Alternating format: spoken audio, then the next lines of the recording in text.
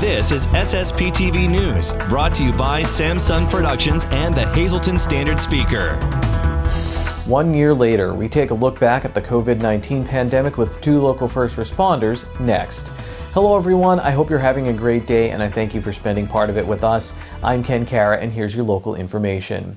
The United States Treasury Department and the Internal Revenue Service have extended the deadline to file federal income tax for individual taxpayers from April 15th to May 17th of 2021. This also includes individuals who pay self-employment tax. The state of Pennsylvania has also moved their deadline to file personal income tax to May 17th as well. IRS Commissioner Chuck Rettig says that they still encourage people to file as soon as they can, especially those who are getting refunds. He adds that filing electronically with direct deposit is the quickest way to get refunds, and it may help some taxpayers get their remaining stimulus payments more quickly. If you look back on COVID-19 case numbers on the Lehigh Valley Health Network website, they go back to March 16th of 2020. Over a year later, we have hope thanks to vaccines, falling case numbers, and the continuing efforts of those working on the front lines of the pandemic. Today we kick off a series with Lehigh Valley Health Network employees looking back at the past year. In our first part of the series, Lisa Sugar interviews Dennis Gantz, the General Manager of Lehigh Valley Health Network Emergency Medical Services, and Wally Boyle, the LVHN EMS Paramedic Coordinator.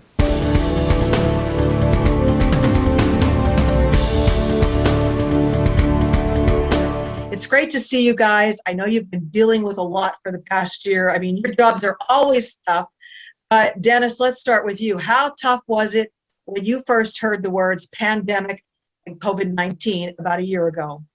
I mean, obviously, when you hear the words pandemic, you're not sure what to expect. But, you know, we've been down this road before with the H1N1 or the swine flu. So, you know, we looked at it and said, well, we've been there. We know what we've done during that. So we, not knowing exactly the extent of where this was going to go, we felt prepared. It's our job. It's what we do. And we were ready to make the changes if necessary to keep everybody safe and continue to do, you know, what we know to do, and that's care for our patients when they call for us. How did it change your job on a daily basis now that COVID entered the world? Protect ourselves a lot more, wearing a lot more protective equipment. I mean, previously gloves were the standard of protection. Because of this being an airborne virus, you know, obviously we had to go with the masks that you see that we're wearing today, and you know, kind of keep our distance. You know, we got bulletins from the state Department of Health for EMS telling us that we can actually do a patient assessment 6 feet away, you know, to keep the first responders safe and still be able to provide patient care at the onset of it. You know, and we did a lot of education at the beginning because, like Dennis said, we thought it was going to be more like the H1N1 until things progressed after the first 2 weeks and we saw how serious it was becoming. You know, you have to worry about yourself as well. So that's like kind of a double stressor on you. So I know all first responders dealt with and are still dealing with stress. How difficult was that and how difficult is it still? You know, once we saw the seriousness of this and, you know, after the first couple of weeks of the pandemic, you know, obviously entering into the Hazleton area here, you know, we did have to take some measures to make sure that we were keeping not only our patients and everybody safe, but also ourselves. And, you know, we wanted to make sure our staff did not take it home to their families and that we were doing what we needed to do before they left the building. So we offered a lot of paper bags and we were encouraging people to change out of their uniforms, hand wash and good hygiene before they leave the station, and then take their uniforms home in a paper bag and immediately throw them in the washer as they entered. Once they got to their homes, leave your shoes at the front door. I know at my home, you know, my wife and I both working for the health network, we had an area as soon as we walk into the house where we take our shoes off and we spray them with a Lysol spray or some kind of a disinfectant that was approved to combat the COVID-19 virus, and then we go and, you know, wash our clothes and everything, take a shower and whatnot. So we were encouraging that amongst all of our staff, making sure that they were keeping themselves safe all day long throughout the day, and so they could go home and have a little bit of comfort at home and not have to worry about it as much. once they got home, because we know that they did everything prior to leaving work that's going to keep them safe.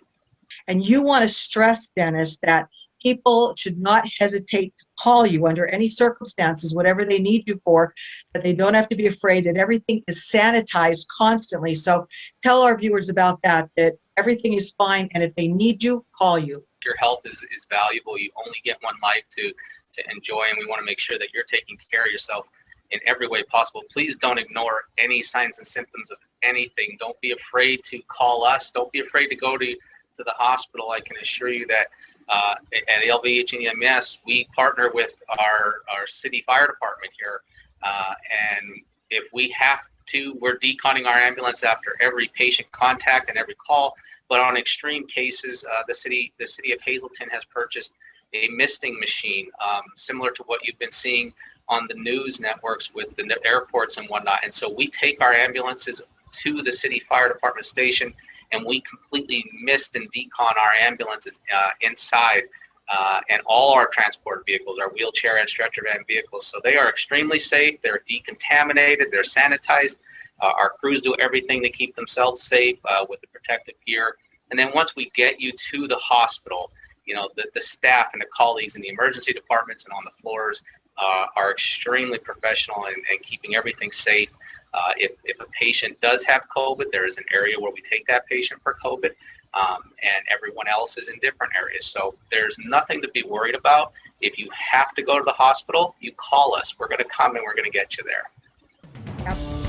Today's news feature is brought to you by Frankie's Pizzeria, located at 3739 Wyoming Street in Hazelton. Every Friday night is all-you-can-eat crab legs from 5 until 8 p.m. Reservations are suggested. You can call 570-454-6000 to make a reservation or for more information.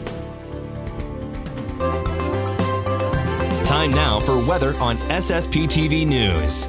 Here's our forecast from the National Weather Service. On Friday, there's a chance of snow. It will be mostly cloudy, then gradually becoming sunny with a high in the 30s. Wind gusts as high as 28 miles per hour. Friday night, mostly clear with a low around 20 degrees. Saturday is sunny with a high near 50 degrees. Saturday night, mostly clear with a low in the 20s. Sunday is sunny with a high in the 50s. Sunday night, mostly clear with a low around 30 degrees. Monday is sunny with a high in the 50s. And Monday night, mostly clear with a low in the 30s. I'm getting pretty excited about Easter, Easter pie, peanut butter smidgens, and everything that goes with it. So is the city of Hazelton, and we have details on their upcoming drive-through celebration next. In sports, we look back on the district championship girls basketball game between Hazelton area and Wilkes-Barre area. Plus, we have a chat with two MMI baseball players about their college plans. SSPTV News would like to send sincere condolences to the family and friends of these recently departed. Pierre J. P. Curtis of Weatherly. A funeral service will be held on Friday at 11 a.m. at the Philip J. Jeffries Funeral Home. Fresno McGough Friday from 9:30 to 11 a.m. at the funeral home. Kyle David Kiddish, age 25 of Weatherly. Services will be private under the Philip J. Jeffries Funeral Home. Robert T. Marusak, age 67 of Blakesley. Mass will be held on Friday at 10 a.m. at Church of St. Joseph. The Frank J. Bonham Funeral Home is in charge of arrangements. Dolores Schulich, age 81 of Zion Grove. Services will be held at a later date under the Stafford Brenzig Funeral Home. And Jane Ann Weaver of West Hazelton, who passed away on February 19th. A memorial service will be held on Saturday at 11 a.m. at the Frank J. Bonham Funeral Home. Fresno McCall Saturday from 10 to 11 a.m. at the funeral home. Today's social and obituary report is brought to you by Harmon Funeral Homes and Crematory. Call 570-788-0977 or go to harmonfuneral.com.